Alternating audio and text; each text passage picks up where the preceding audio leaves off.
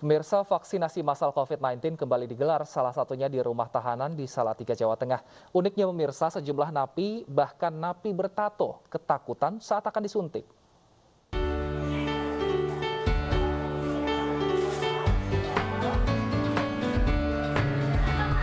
Terlibat masalah hukum hingga harus menjalani masa tahanan di balik jeruji tidak membuat seseorang berani melakukan segala hal. Seperti di rumah tahanan kelas 2B, Kota Salatiga, Jawa Tengah ini. Sejumlah peserta vaksinasi ketakutan ketika akan disuntik. Bahkan petugas harus memegangi lantaran beberapa kali mencoba kabur. Reaksi serupa juga dialami warga binaan dengan tubuh penuh tato ini. Meski terlihat menyeramkan dari luar, namun pria bertato ini takut saat melihat jarum suntik diarahkan ke lengannya. Tadi divaksin? Takut, Mbak. Kenapa? Karena takut jarum suntik saya. Ya itu kan tato juga pakai jarum, Mas. Kan beda rasanya. Gitu ya? Oh. Sementara dari 165 warga binaan, 24 warga tidak bisa mengikuti vaksinasi lantaran tidak memiliki nomor induk kependudukan KTP. Belum bisa karena belum punya nomor NIK. Jadi kami juga berkoordinasi menelpon satu persatu keluarganya, apabila ada kartu keluarganya nanti ketemu bisa dikirimkan ke kami. Bagi warga binaan yang belum bisa mendapatkan jatah vaksin akan bisa mengikuti di periode berikutnya. Dari Kota Salatiga, Jawa Tengah, Lurisa Lulu, iNews melaporkan. Pemirsa, sejumlah pasien yang isolasi di salah satu hotel nekat membeli bakso keliling yang kebetulan lewat di depan hotel. Satpol PP Jakarta Barat langsung menegur pihak hotel dan meminta para pasien isoman tidak kontak dengan warga di luar hotel.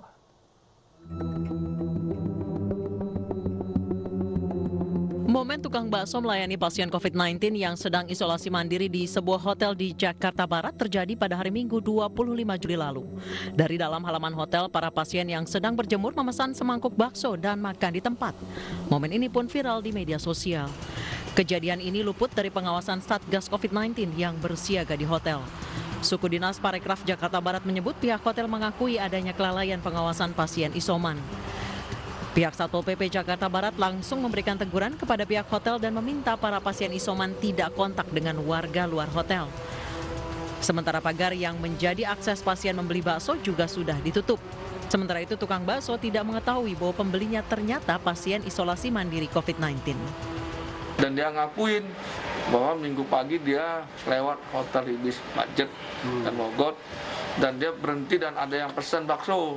Nah, dari situ kemudian kita minta datanya atas nama Musin ya, Misun. Kemudian kita minta di swab PCR dan dia mau, bahkan dia senang itu. Kemudian kita hubungi Institut Kesehatan dan tadi pagi jam 9 sudah di swab PCR, sudah diwawancara juga sama teman anggota, termasuk paguyuban bakso, supaya mereka lebih hati-hati. Hasil tes PCR terhadap tukang bakso yang melayani pasien isolasi mandiri negatif COVID-19. Dari Jakarta, Miftahul Ghani, iNews melaporkan. Selama pemberlakuan pembatasan kegiatan masyarakat, puluhan warga menggadaikan barang berharganya di kantor pegadaian. Selain kendaraan, emas juga menjadi barang yang paling banyak digadai warga. Hal ini dilakukan karena warga sulit mendapatkan penghasilan untuk memenuhi kehidupan sehari-hari.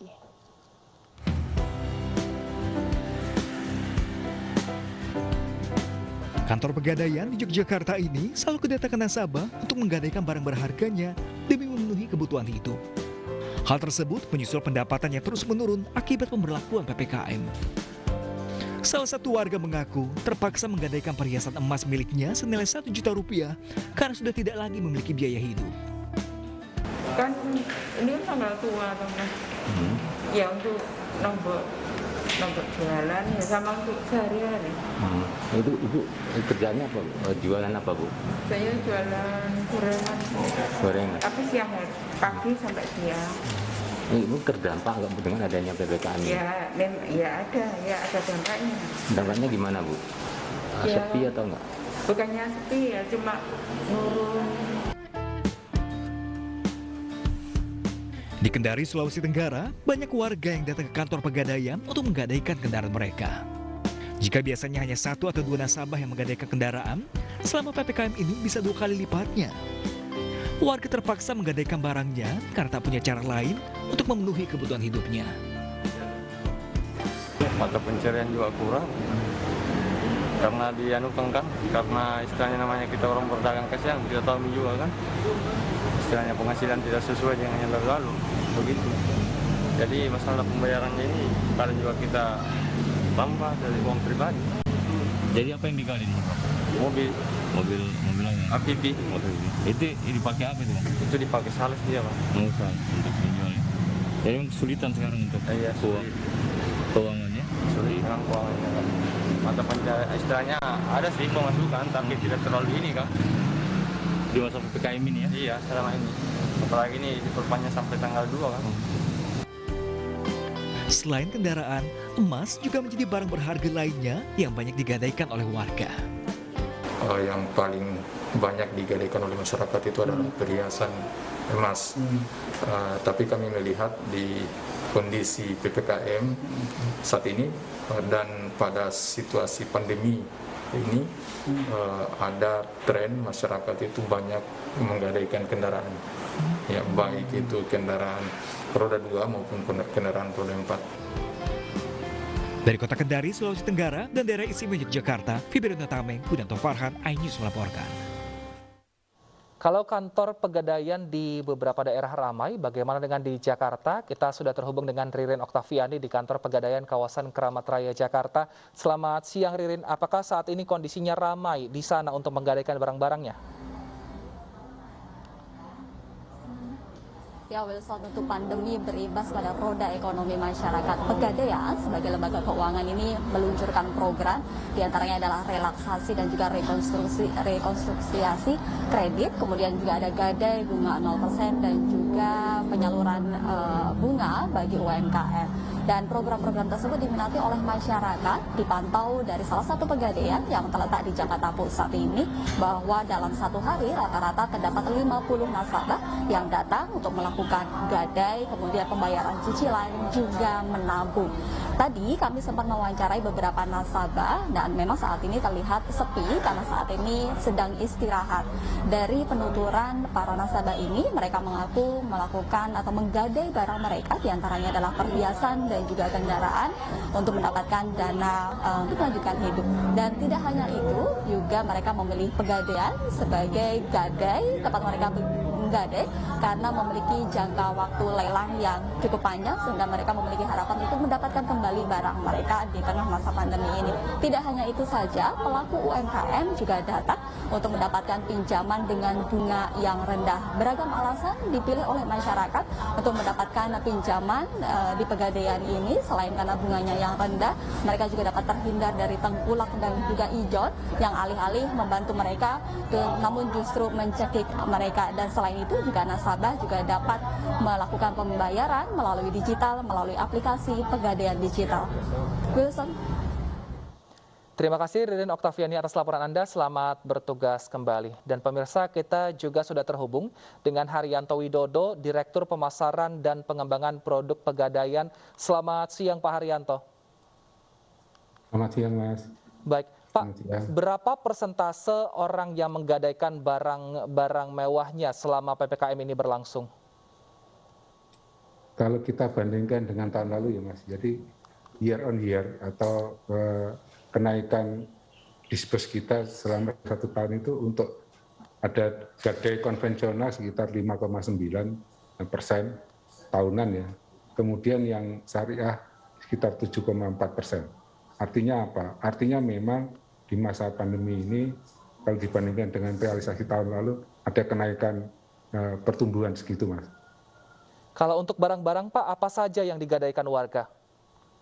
Ya, kalau barang tadi sampaikan benar itu bahwa mayoritas 98% itu perhiasan emas. Yang 2% baru non-emas. Non-emas ini bisa kendaraan bermotor, baik mobil maupun sepeda motor, kemudian ada kamera, kemudian ada laptop, ada handphone dan lain sebagainya, Mas. Itu hanya sekitar 2%. Yang mayoritas 98%-nya adalah perhiasan emas. Baik, Gitu, Mas. lalu untuk wilayah Pak, di wilayah mana yang paling banyak kenaikan warga yang menggadaikan di masa PPKM ini Pak? Ya, kenaikan kalau kita lihat di Jakarta termasuk yang tumbuh ya. Kemudian di Bandung, kemudian di daerah Semarang, di wilayah ya. Kemudian di Surabaya, Makassar dan Denpasar. Ini adalah wilayah-wilayah yang kita lihat growth-nya cukup baik di masa pandemi ini. Gitu, Mas. Baik Pak, mungkin untuk warga yang belum mengetahui sistem di Pegadaian, sebenarnya ketika ingin menggadaikan barang, berkas apa yang harus dimiliki oleh warga dan seperti apa sistem untuk serah terima barangnya ini nantinya Pak Haryanto? Ya, sebenarnya proses gadai ini simpel, Mas. Makanya kenapa Pegadaian itu banyak diakses oleh masyarakat, khususnya menengah ke bawah ya. Yang pertama, masyarakat datang dengan membawa barang dan kartu tanda pengenal tentunya. Nanti akan di KYC di situ, akan didatanya akan di-record gitu ya. Kemudian akan ditaksir oleh petugas kami yang ada di loket itu. Apakah itu mobil, apakah itu emas akan ditaksir, kemudian akan diberikan informasi kira-kira dapat berapa pinjamannya. Nah, kemudian nasabah punya beberapa pilihan, mau diterima tunai atau diterima non-tunai. Kalau non-tunai, nasabah menyerahkan nomor rekening, akan otomatis nanti akan ditransfer ke rekening yang dituju, yang disampaikan. Itu Mas kira-kira ininya, secara simpel gitu ya. Nah kalau untuk menebus barang ini Pak, apakah bisa diangsur atau harus langsung tunai secara full diberikan kepada pihak Pegadaian? Ya, jadi kita punya beberapa fitur produk ya.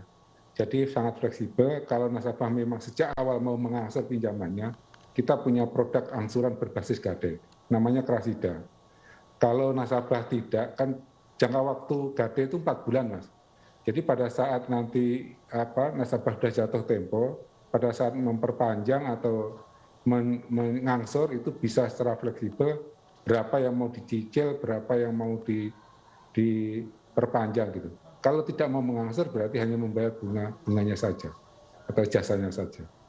Kalau tidak mau mengangsur. Jadi cukup fleksibel, Mas.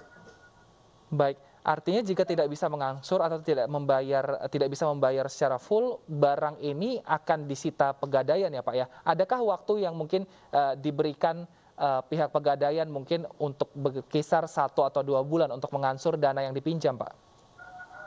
Ada. Jadi saat ini kami punya program yang namanya perpanjangan grace period gitu ya.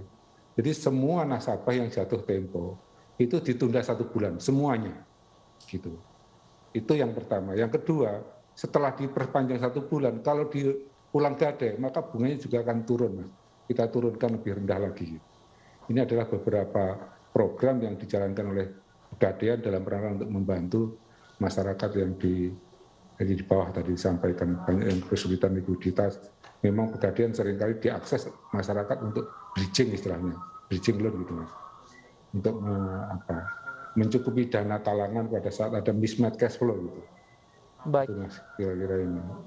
Ya. Pak Haryanto kalau boleh tahu berapa sih Pak di selama PPKM ini berapa barang yang digadaikan yang nominalnya paling besar Pak? Apakah mungkin ada yang mencapai hingga puluhan juta rupiah Pak Haryanto? Kalau nilainya ada yang besar Mas, bahkan ada yang sampai miliaran ya. Terutama digunakan oleh para pengusaha dalam rangka memenuhi kebutuhan bridging-nya gitu, kebutuhan dana talangannya. Ada yang bisa sampai miliaran. Biasanya barang yang digadaikan adalah emas lantakan. Karena mudah dibawa, mudah ditaksir, dan pinjaman yang didapatkan juga cukup tinggi gitu kalau emas. Baik, terima kasih Pak Haryanto atas informasinya dan terima kasih telah bergabung bersama kami di iNews Siang. Pemirsa, langkah paskibraka utama utusan Provinsi Sulawesi Barat harus terhenti karena hasil PCR dinyatakan positif. Bagaimana reaksi keluarga? Kami akan hadirkan perbincangannya usai jeda. Tetap di iNews Siang.